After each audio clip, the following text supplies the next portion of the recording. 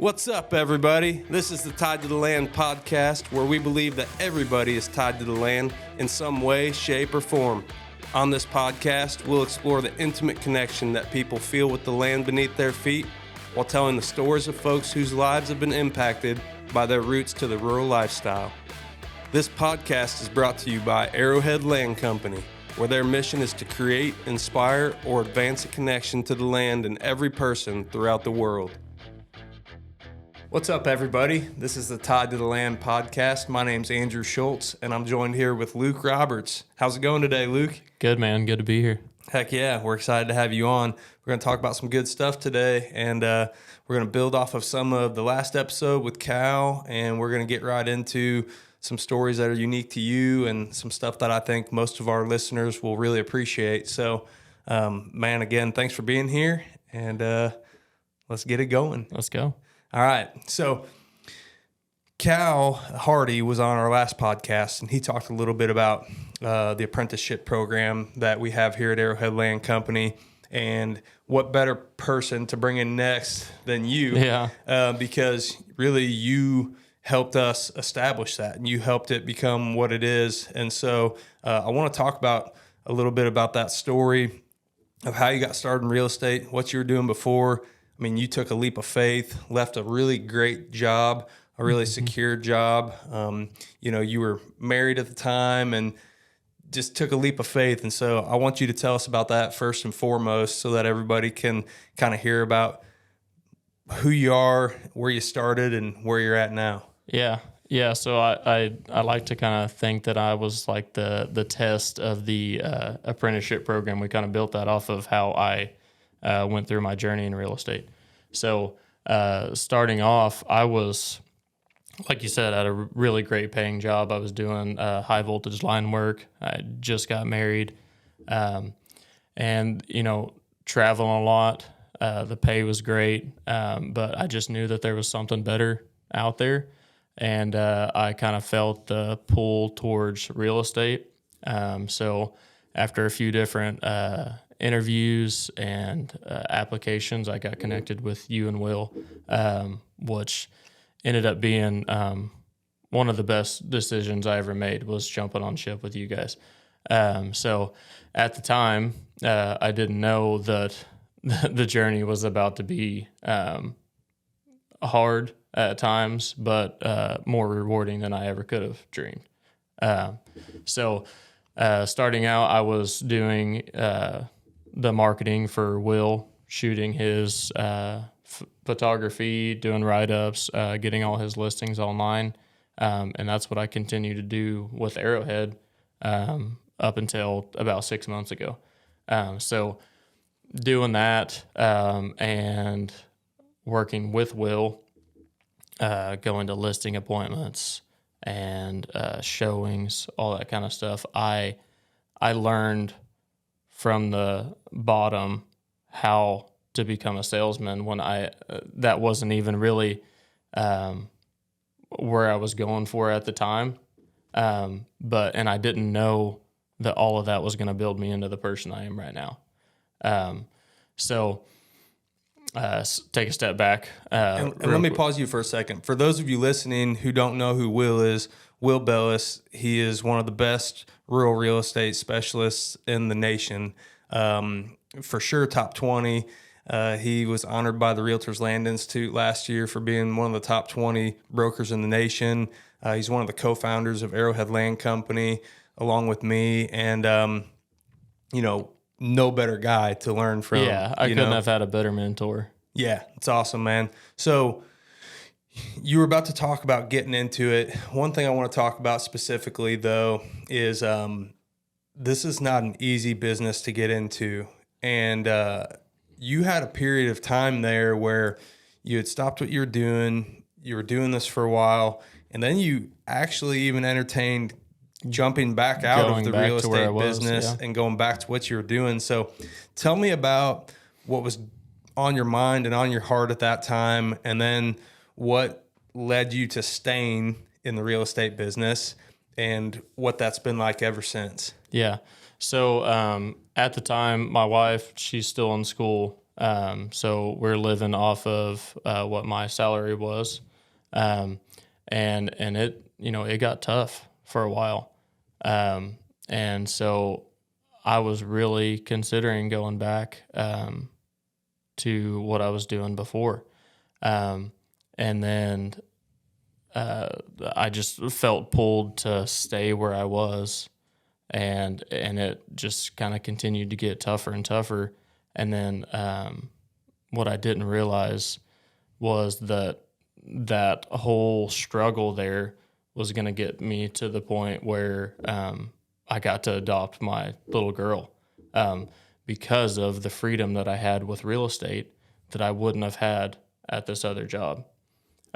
So I got to adopt my little girl with the freedom that I had, and I could take her to school, take her to daycare, pick her up, be there for her. And while my wife was still in full-time school, and I never would have imagined that was the reason that I was pulled to stay into real estate. And I'm more thankful than I ever could have imagined for that right there. Yeah. So I want to rewind for a second. You said you felt like you were being pulled. You were thinking about leaving, but then you're being pulled to stay in real estate. I mean, was that God? Was that you saw signs around you? I mean, or was it quite literally just the opportunity to adopt your daughter, and you knew that going back to what you were doing was not going to work or was not going to be best for your future with her? Yeah, well, at the time when I made the decision to stay, I didn't know that I was going to adopt my little girl. So it was every bit of God that kept me where I was, because I struggled with it. And yeah, I was pulled hard to both ways. I mean, it was a struggle to figure out which way I wanted to go. Yeah. And it was so when I got to adopt her, then I started to realize, okay, I'm going the right direction. And then things progressed from there. We started Arrowhead Land Company, and then the opportunities started to arise where I was like, okay, this is where I'm supposed to be. Yeah, that's awesome, man. I think God works in mysterious ways, and our first reaction a lot of times when things get tough are to turn to what we're comfortable with, right? Yeah. And you were looking back at a career that was a great one, and one that would still welcome you back with open arms. And then for whatever reason, you were moved to stick it out in real estate. And I think it's such a cool story because a lot of people, and I've talked about this in other episodes, they have the perception that what we do is easy. They have the perception that real estate is it's simple, and that, oh, I could do that. And there's so much to it. And there's a period of weathering that storm, especially when you're maybe a young, newly married couple, or, your wife was still in school, you have bills, I mean, things of that nature. Like, it takes money to make money in this business, and it takes having some income stashed away until you get things going. And I think your story's cool because you almost tapped out. Yeah. And you didn't. And now it's paying huge dividends in both your personal life and your professional life. And that's really what I want to get into today, and to get into some of the details of that story. So you made the decision to stay in real estate, and at the time you were in the process of fostering your now daughter and working towards adopting her. And what I think is really cool about that story is how the outdoors kind of shaped and impacted and molded your relationship with Serenity. And so tell us a little bit about that process, because I know from being close to you that it was not easy, and there was a lot of stress and heartache and just difficulty that came through the fostering and the adoption process. And so if you don't mind, tell us what that was like, and tell us how the outdoors kind of kept y'all sane while also growing the bond you had with your now daughter. Yeah. Yeah. So there was many days that where she couldn't go to daycare She couldn't go to school. And, and I give a ton of credit to you guys for allowing me to have the freedom that I did. But I would take her with me to shoot properties, to take photos of the properties, the listings that we were doing. And she'd walk around with me on the place. And just the bond that we had and the connection we made being out on the land, I don't think would have ever happened if it wasn't for those opportunities. And I think even now, seeing the little girl that she's turned into, it wouldn't have happened without the connections on the land. So just taking a step back a little bit, when we first got her, she had been in and out of different foster homes. She was very shy, and it was hard for her to open up to people. So for her to be going to daycare, us dropping her off there was super tough on all of us. So me being allowed to bring her with me and get her out in nature, walking through, playing on rocks, throwing rocks in the water, stuff like that.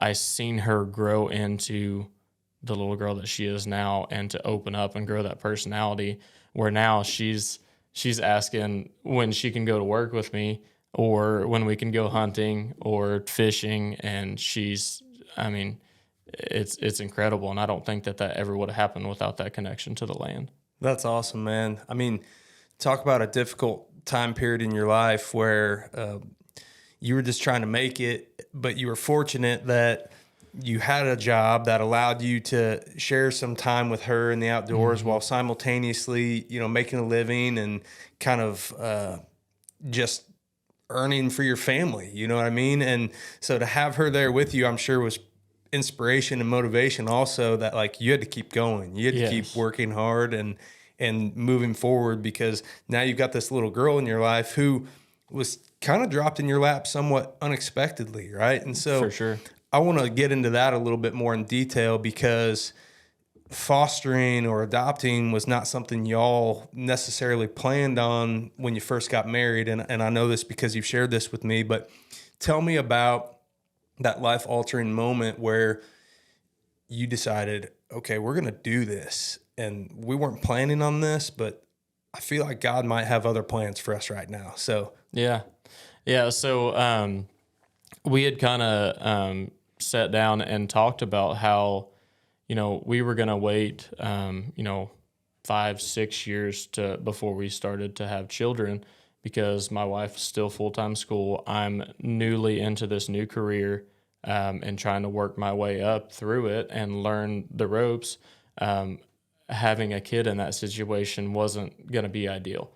And so we had made the choice that we're going to wait. We're going to wait for children.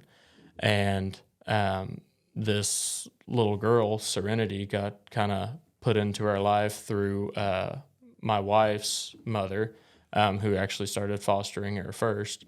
And so she was just 8 months old at that time, small baby. And so we would see her off and on, and she'd come to the house, and we made connection with her. But, it wasn't until we had her for almost a year in the family that me and my wife sat down and had the conversation that, hey, this case, her case with her parents, isn't moving forward.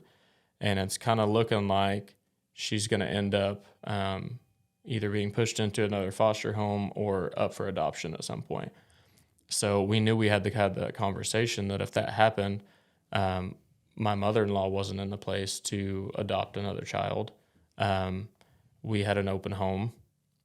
We were able to take a child, and we had made a lot of connection with her. So we sat down, had that conversation one night, and made the decision that if this opportunity arose, that we would make that leap. And the next morning was when we got the call.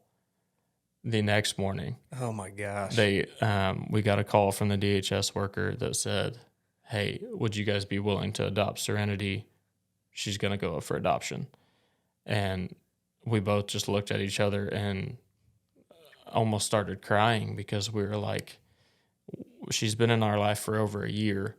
And the night that we sat down and had the conversation, it was the next morning that we got the call and had to make the decision. And so I think that God really puts those feelings into your heart when you know that you have to have a serious conversation about something that you don't know is, maybe on the horizon. We definitely didn't know that was going to be the next day. We were thinking, maybe in the next year we would be in a better financial situation where we could take on a child. And lo and behold, it was the next day. So obviously we didn't think twice about it. And we said, yes, of course. So we started the process, which ended up being a lot longer, stressful process than we would have liked to hope. But so we started the fostering. To adopt a child from DHS, you have to foster for 6 months beforehand. So we immediately started the fostering program.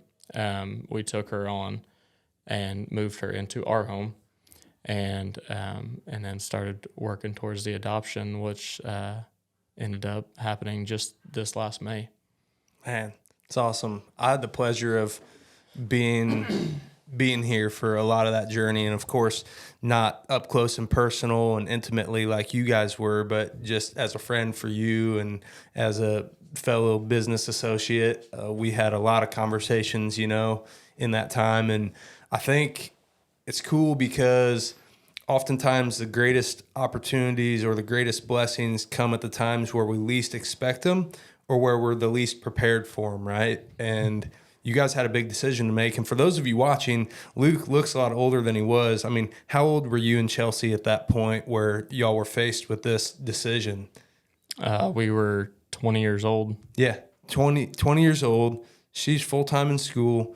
You're brand new into a career that is not easy to get going in. And then God says, here you go. Yeah. I'm going to hand you this opportunity to give this little girl a life and to give her a home. And you guys have done just that. And I don't want to volunteer you for anything, but I think I know your heart well enough where if anybody's listening to this and they're thinking about fostering or they're thinking about adoption, I mean, you and Chelsea would be happy to be a resource for somebody to talk to. For sure. Because I know that you guys went through a lot of ups and downs in that process, but I think it's safe to say that it was all worth it, by the end of it.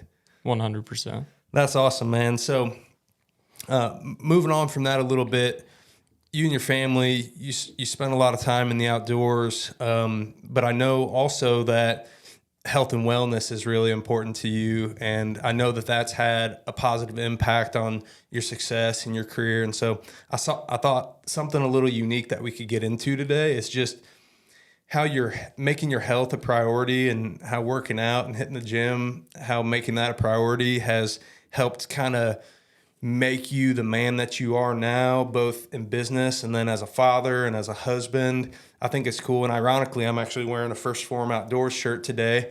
And kind of their mission is to, and I don't want to speak for them on their mission, but basically to get outdoors men and women focused on, or at least conscious of their fitness and their health. And they're kind of reversing the stigma around hunting has to involve drinking beer and, treating your body like crap. So I know that you know that all too well as well. And so tell us about how health and fitness has impacted you and made you the man you are today.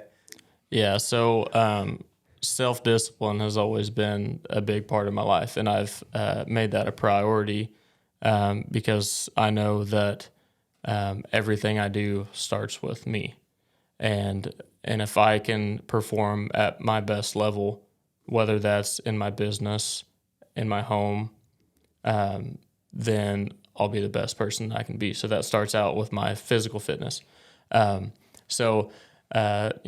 Starting in high school with football, powerlifting, that kind of stuff, that's where I kind of cut my teeth into the fitness side of things. And so I know that if I can keep myself into the gym, eating healthy, then I'm going to perform at my best when it comes to every aspect in life. And I've noticed, when I am not in the gym consistently, I'm eating like crap, I'm drinking too much beer, then I'm off my game. And, you always see like the stair step or the snowball of events that could happen in your day. When you start off, you don't start your day off right. And so I'm a firm believer that being physically fit and healthy when it comes to eating, I focus most of my life on my eating. So as you know, I've always been, and I get probably more flack than that than I should. I've always been very aware of what I put in my body, more so than how much I hit the gym. I feel that the days that I maybe don't have time to hit the gym, as long as I'm staying good with my diet, I'm going to feel great and I'm going to look good and I'll perform at my highest level. Look good, feel good, sell good, right? That's right.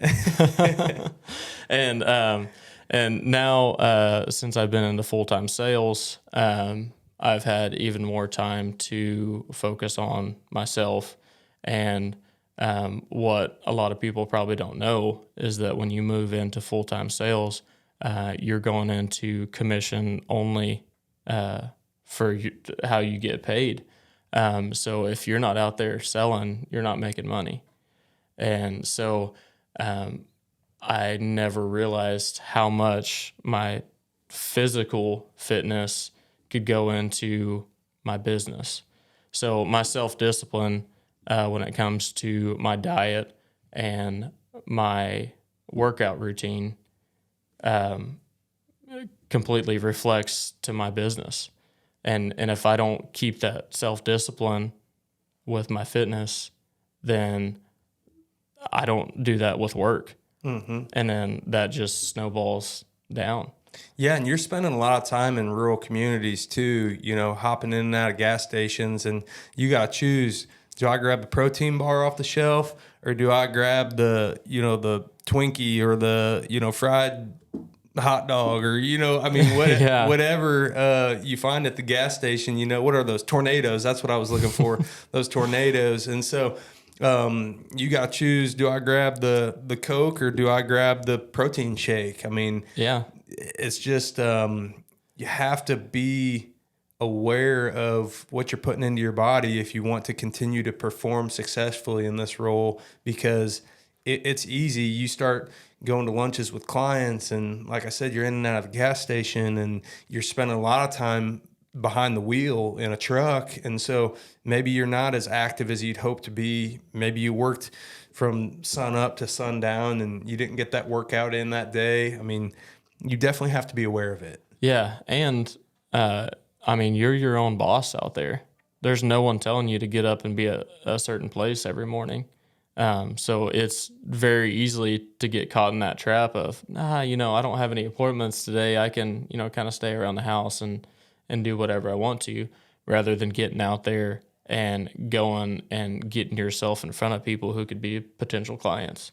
And so that's where I've seen, not only for my physical health, but just the mental self-discipline of getting up in the morning and getting out there and making yourself better. So you feel like, without a doubt, treating your body right, working out, doing all the things you can to take care of yourself, it's made you a better salesman. For sure. It's made you a better father. 100%. It's made you a better husband. Yes. So, and I know we all go through ups and downs, but I feel like every single person who does those same things, they would agree. It makes them better in business. It makes them better in their personal lives. It makes them better in their relationships. And you're happier, you're more fulfilled. So yeah, I wanted to touch on that because I know that's a integral part of your life and yes, that it's really important to you. So building off of that, you talked earlier about kind of some of the time and being freed up to do other things through the flexibility that comes with being your own boss and being in real estate. So you were a coach on your high school football team this year, yes, right? I was. Your alma mater. Tell us about that. Just how that has been a part of your journey since stepping off into sales, and it's tied in with health and fitness because you're teaching young men, how to take care of their bodies. And how's that been? You guys had a good season too. Yeah, we did for sure. So football was a huge part of my life growing up, a huge part of my whole family's life. Like we're a football town, football family. And where are you from? Pawnee, Oklahoma. Pawnee, Oklahoma. Yes. Yeah. So just out of high school, when I was still in college, I would come back and help whenever I could with the coaching, and I loved coaching. Moving into when I was doing line work and stuff like that, I kind of got to the point where I couldn't coach anymore, didn't have the time to. So moving into full-time sales this year, I made the commitment that I'm going to be out there and I'm going to coach this year because I'm going to have the time to do it. And that was the most fulfilling decision that I've made this year, is getting out there with those boys. And like you said, what we just talked about with physical fitness, I've been in their shoes, and then to where I am now, I'm still young enough that they connect to me very well, and I can talk through them when it comes to physical fitness and apply it to life, and how what they're doing right now, they may not know it, but it's going to reflect into their everyday life as they move on from football.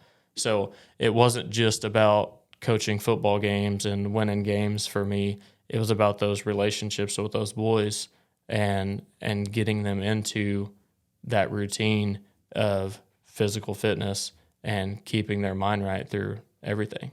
Yeah, man. And I can remember I played high school football too, and some in college also. And you don't think it'll ever end until it ends. And everybody tells you, man, it's going to go by quick. But I can remember coaches still to this day that had the greatest impact on me. I can remember certain aspects about coaches that I appreciated the most. And so to think that you're not able to have an impact on those young men, it's silly, right? I mean, because you have the greatest opportunity. My twin brother, he's a college football coach, and he loves it because he's able to shape people's lives. And I think real estate is not a lot different from coaching in that regard. That's because for sure. You have the opportunity to help shape people's lives, help shape their wealth, their happiness, especially in the rural real estate industry where people are longing for that connection to the outdoors and longing for maybe just that escape from the city or whatever it is that they might be going through. Spending time in the outdoors can provide that fulfillment for people, So I think as a real estate agent and as a coach, there's a lot of similarities. Yeah. And I've always been, you could attest to this starting out. I've never been a real vocal person when it came to talking to people. Like I was kind of more of the introverted type. You were like a hermit when I first met you. Yeah, you kind of had to pry stuff out of me to get me to talk. And real estate has completely reshaped my life when it comes to that.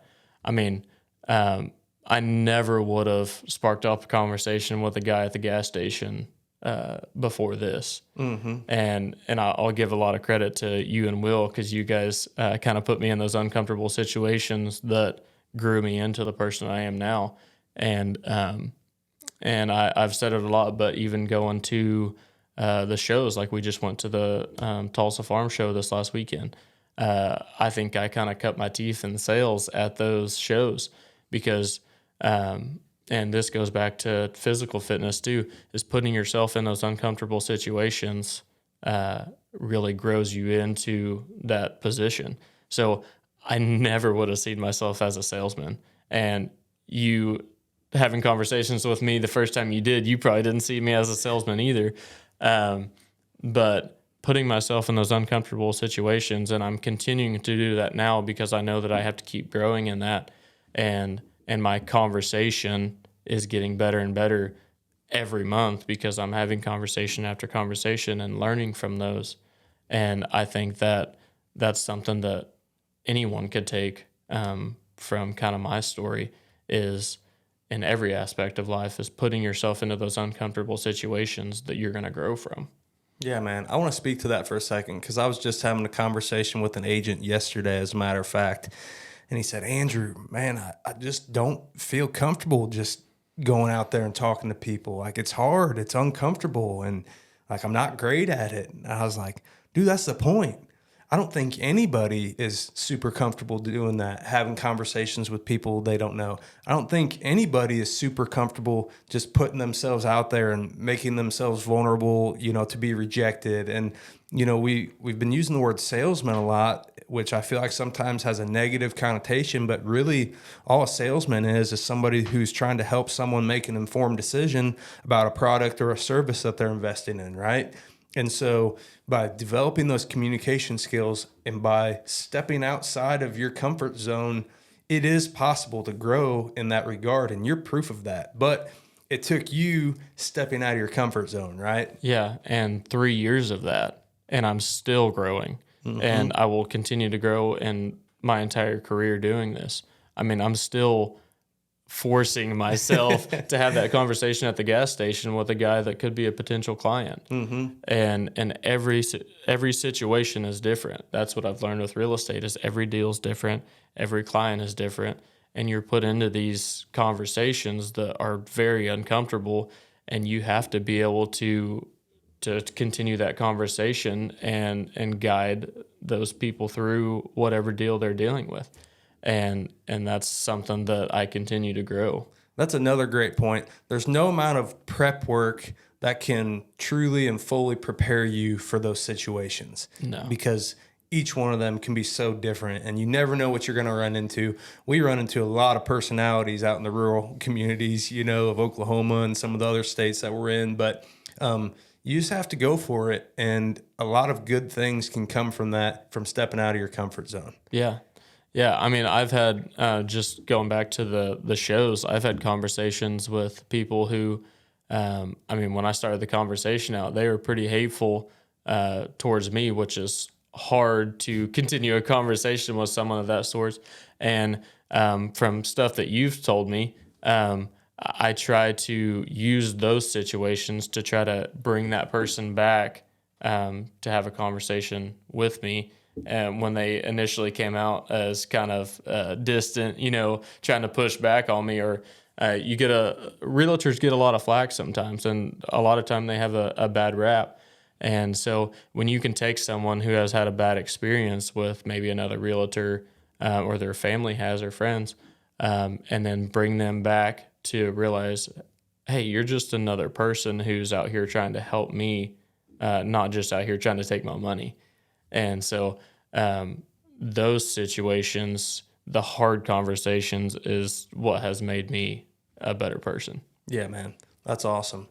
So we talked about fitness. We talked about stepping outside of your comfort zone, especially as it relates to uncomfortable conversations. And we've talked about the outdoors and how it's helped shape your family life. And I feel like all of that stuff, when you combine it and you boil it down, it's what's helped you scale your career now. And we talked about you getting started in the real estate business, but we haven't really talked about the success that you're finding now early on.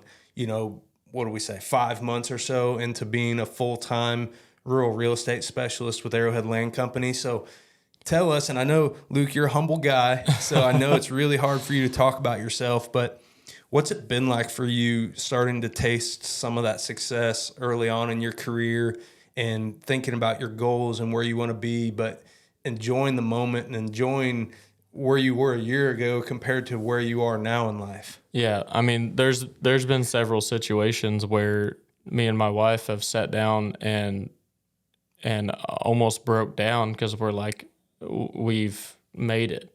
We're actually seeing the harvest of what we've sowed for the last 3 years, and those hard times are all worth it because I've grown into the person that I am now.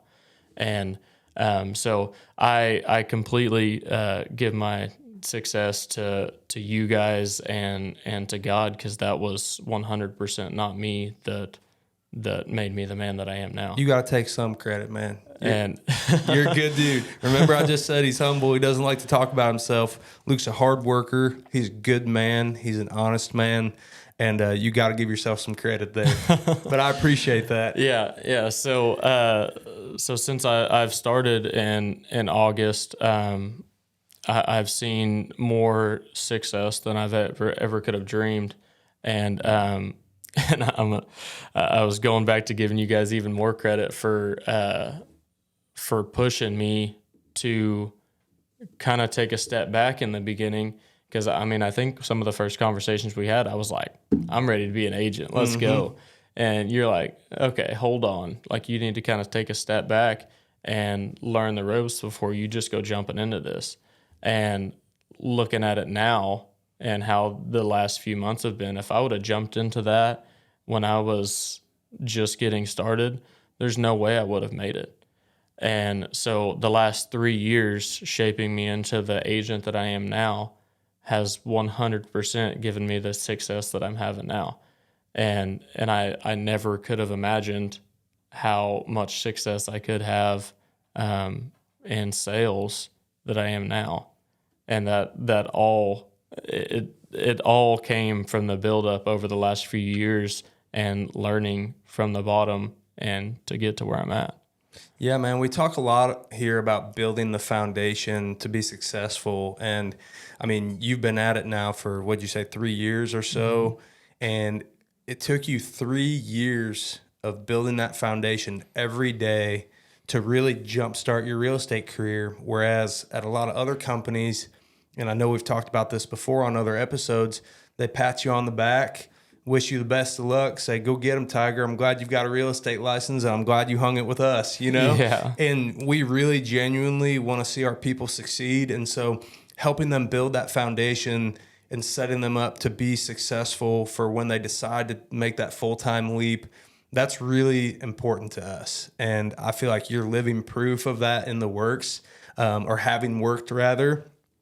And I'm excited to duplicate the Luke Roberts experience. Yes. And I'm excited that you've grown having been through everything you've been through, because everybody, you have to figure out what's your competitive advantage in this business, right? What's your story? Where do you come from? What's your background? And you've kind of fine-tuned your approach and what your competitive advantage is. And it's been the product of all the things we just talked about. Exactly. You know, starting in marketing, learning the ropes, learning from some of the best in the business, you know, being a man of God, being a coach, you know, adopting your daughter, helping your wife through school, you know, quitting a job to take a job and then almost quitting that job to go back to your job. And like all of it has helped shape your personal journey and your story, right? So I think for anybody who's in this business that's listening right now, if you find yourself struggling in real estate, or maybe trying to figure out why you're not where you want to be, I think you have to ask yourself, what's my story? What's my competitive advantage? What makes me stand out amongst other people that I'm competing against? And if you don't know the answer to that, then you need to find it. Yeah. And if you can't come up with anything compelling, then maybe you just haven't spent long enough building that foundation yet. And I think there's a time and a place for every stage and evolution of someone's career. And working on that foundation, going back to that, it's just so important. Yes. Yeah, I completely agree with that. I mean, when I started out in those conversations, building myself up to be a salesman and going into full-time real estate, I found that every client has something in their life that you can connect with. You can find common ground somewhere. And so that's where what I didn't realize before that made those conversations so hard is I didn't know what questions to ask to keep a conversation going, to get into those common ground. And when you find common ground with someone, then the conversation just flows and you can create relationships. And that's been kind of what I have founded my business on over the last 6 months is relationships. I feel that if I can give every one of my clients the best experience they've ever had with a real estate agent, and I can create relationships, not just clients, that will progress my business more than anything else could. Yeah, man, that's great. Something we started doing here to kind of close out the podcast. I'm not sure if I'll keep it rolling or not, but it feels good right now. you obviously are where you're at in your life due to a number of people. But is there anybody that comes to mind that you'd like to show some love to, that's helped you get to where you're at? Or maybe they're inspirational to you. They don't even know that they've impacted you in such a way that it's moved you forward in your life. And it can be somebody you know, or somebody that has no idea even who you are. Is there anybody that you want to give a shout out to? Yeah, I wouldn't say there's any specific person, but one thing we've been doing at Arrowhead is I feel like our group of agents is not only coworkers, but we're a family and we're brothers. So I think that any one of our agents, I could call at any time of day to talk about any problem I had, whether that's real estate or just life. And so having that standing behind me as a man of God, as a dad, as a husband, and as a real estate agent, if I didn't have that, there's no way I would be where I am today.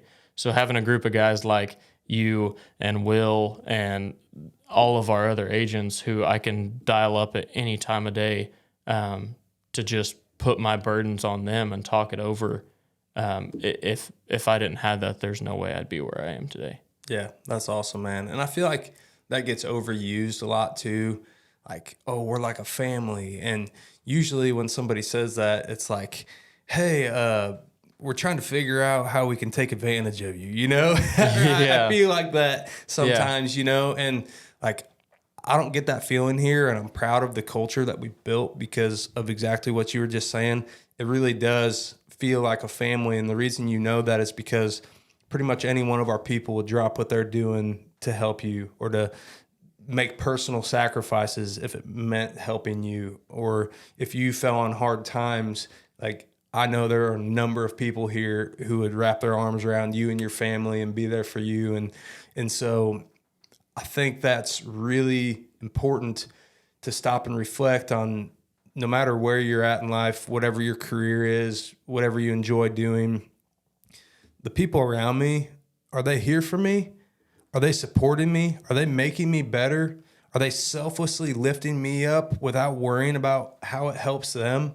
Because we're fortunate to be at a place where we get that. We get the good side of that. But there's a lot of people who they're at a place or at a job, at a career where it's not the case, man. They don't get that same treatment. And so I think that's an awesome point, and I really love that. Yeah. And I mean, how many times have you called me and said, hey, you come to my house anytime you need to and just sit down and we'll talk? Or how many times have we initially been working on something to do with work and ended up on a 3-hour-long conversation just about life, and ended up being something that we needed? Yeah. You know, something that was on my chest that I needed to talk to you about, and I just needed someone to talk about, and you were there for me to talk. And I mean, through the adoption, through all the troubles over the last 3 years, I've had that group of guys behind me to be able to call and talk to, and that would be there for me no matter what it was, even if it was just a shoulder to lean on. Mm-hmm. I think there's a stigma with men especially, but, you know, women, they go through this as well, but that we just got to bear it all on our shoulders, right? I mean, it's not manly to turn to another man for help or for advice or for comfort, you know? And I think it says a lot about who you are as a person, that you're willing to turn to people when you need them. And then it says a lot about the folks who are there for you when they need to be, because if we could all be better about just leaning on the people around us instead of feeling like we got to bottle it all up, man, it would lead to a way happier, more fulfilling, less stressful life. 100%. Yeah, man. Well, I've really enjoyed this. For everybody listening, where can they find you? Are you on Facebook, Instagram? I know you're on the Arrowhead Land Company website, but can you tell everybody where they can find you? Yeah, I'm on Facebook and Instagram at Luke Roberts _ AHLC for Arrowhead Land Company. So give me a follow. Right on, man. This is Luke Roberts. I'm Andrew Schultz. This is the Tied to the Land podcast. Signing off.